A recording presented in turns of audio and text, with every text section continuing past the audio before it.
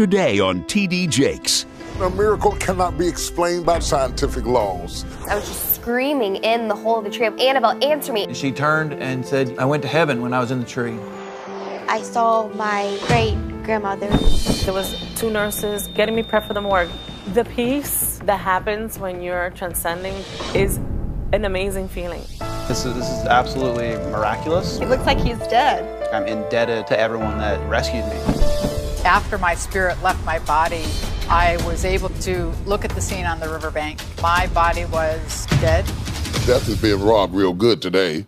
Today, we are going to have a conversation. He has disappeared. You can stop this. Are you sorry? Oh. I'll tell you one thing. It's worth fighting. Look at that. Look at that. Look at who's cheering for you. The village is with you. Woo-hoo. Woo.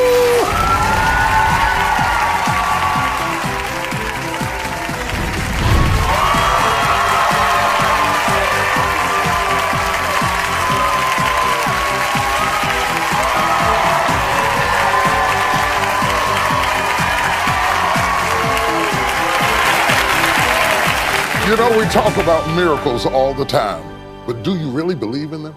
If you're a skeptic, today's show might just change your mind. Today, we are talking to fascinating people with astonishing stories and experiences that most people could explain only as a miracle. From survival miracles to medical miracles to near-death experiences. Today's show not only will enlighten and inspire you, it also will fill you with hope and wonder. I want you to ask yourself a question right now. Do you believe miracles are possible? By the end of the hour, I want you to ask yourself that question again.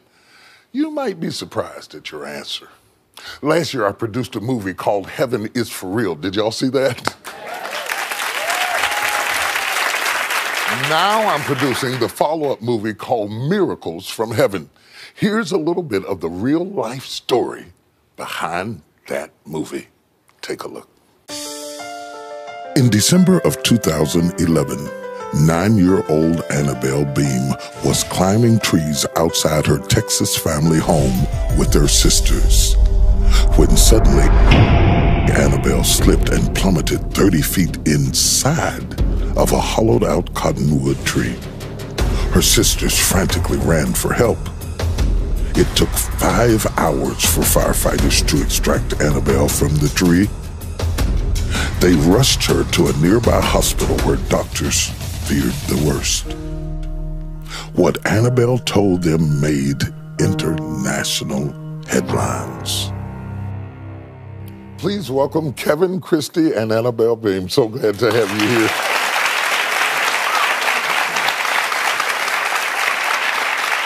I wondered in my mind, how did you get yourself at the bottom of a tree?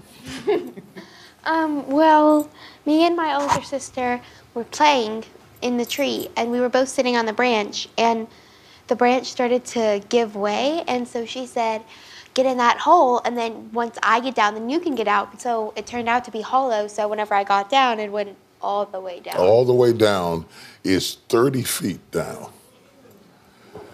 Whew. How did you hear that your daughter was in the tree stuck? What happened? Our oldest daughter, Abigail, came and got me. I was inside the house and the 3 girls were outside playing, and she frantically was pulling me, physically dragging me out the door, telling me, Mommy, Annabelle has fallen in the tree. Well, my mind did not understand that. I thought she was climbing in the tree and had slipped a few branches and was stuck and needed help navigating down. Then Abby showed me the front of the tree and pointed 30 feet in the air and said she went in that hole and she's in the bottom of the tree. Wow. You needed some backup. Yes. When you came out there, what did you do and what did you find out? My first instinct was that it wasn't going to be this bad. Mm-hmm. You know, I heard she was in the tree. I actually was at work. I'm a veterinarian and do some large animal work. And so Christy told me she's in the tree. I don't really know what's going on. Please get home. And I actually ran and grabbed one of the big ropes that we have at the clinic. Somehow I'm going to try and take care of this and get my daughter and help her. At this point, you still thought it was a daddy job? Yes. And how much time are we talking about here? I would say by the time that I arrived on scene, there had been at least an hour probably that had taken place. Abby originally was trying to kind of I guess like me, was kind of trying to take care of it on her own. Incidentally, Abigail and Adeline are on the front row. Welcome. We're glad to have you here. This is what I'm curious about. It took 5 hours to rescue Annabelle. Those 5 hours as a father sounds like hell on earth.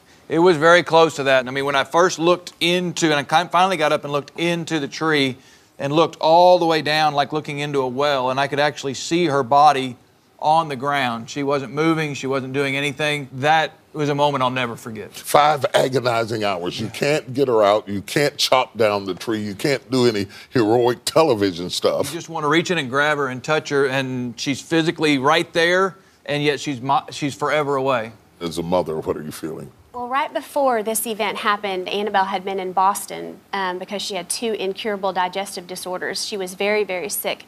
Just days prior, she had said, "Mommy, I'm done. I'm ready to die. I want to go to heaven and live with Jesus where there's no more pain." So I remember telling him, "Don't you take her. Please let me have her back. Please don't take her like this. Don't take her, God." Annabelle, do you remember being in the hollow of the tree? I remember there was a ledge, and I would try and get to that ledge, and I remember Abby saying, "We're calling the fire department," and whenever they were like, "I'm gonna get you out." Kevin, when did Annabelle tell you what she's seen in the tree?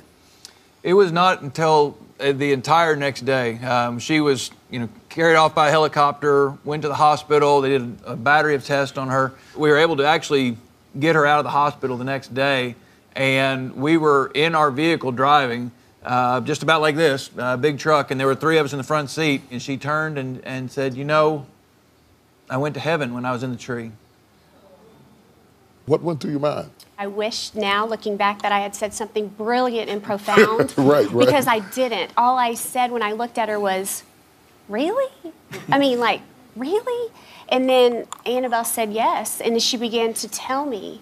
And it took several days for her to unfold the story of what she experienced in the tree. And there was something that she said about no pain in heaven? Yeah, so Annabelle was shared with us about how she sat on Jesus' lap and how she told Jesus that she wanted to stay. And he said, "Annabelle, I have plans for you on earth that you cannot fulfill in heaven." But he said, "The firemen are going to get you out. And when they do, there will be nothing wrong with you." And Annabelle told me that there was no pain in heaven, that she felt better than she'd ever felt her whole life. Annabelle said something about seeing her grandmother. Yes. The first realization I had that I was in heaven was I saw my great grandmother, so my grandparents' mom, and I saw her, and that's whenever I kind of realized I was in heaven because she died a few years prior to that.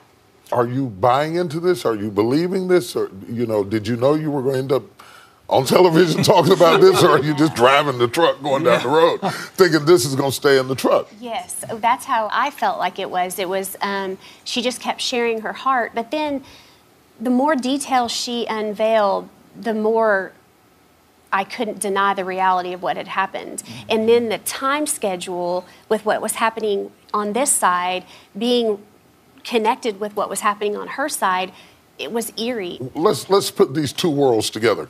Okay. Outside the tree, you all are going bananas.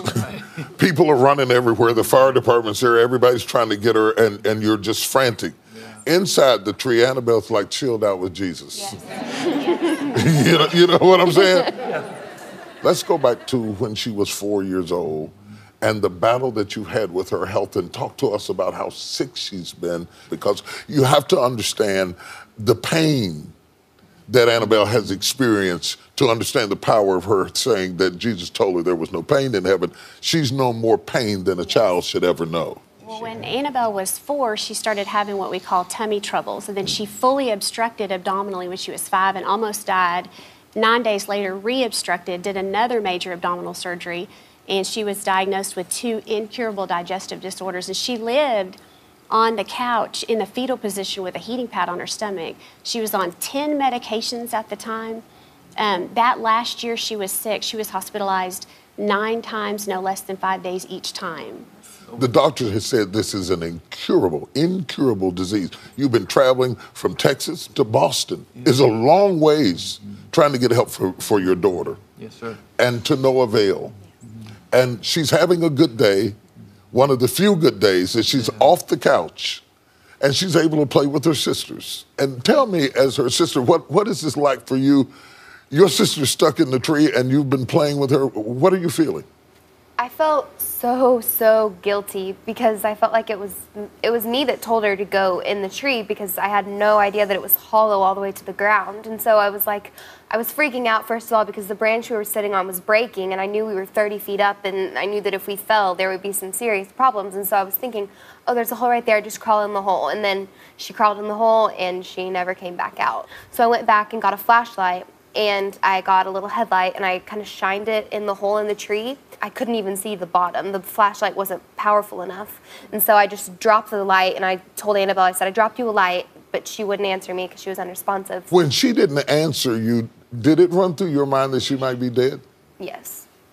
And that was horrifying. I honestly didn't allow myself to think about it. I called to her for a solid 5 minutes. I was just screaming in the hole of the tree. I was like, Annabelle, Annabelle, answer me, Annabelle, Annabelle, answer me. I couldn't wrap my mind around the fact that she could not be answering me because she might be dead. Like, I just refused to let myself think that.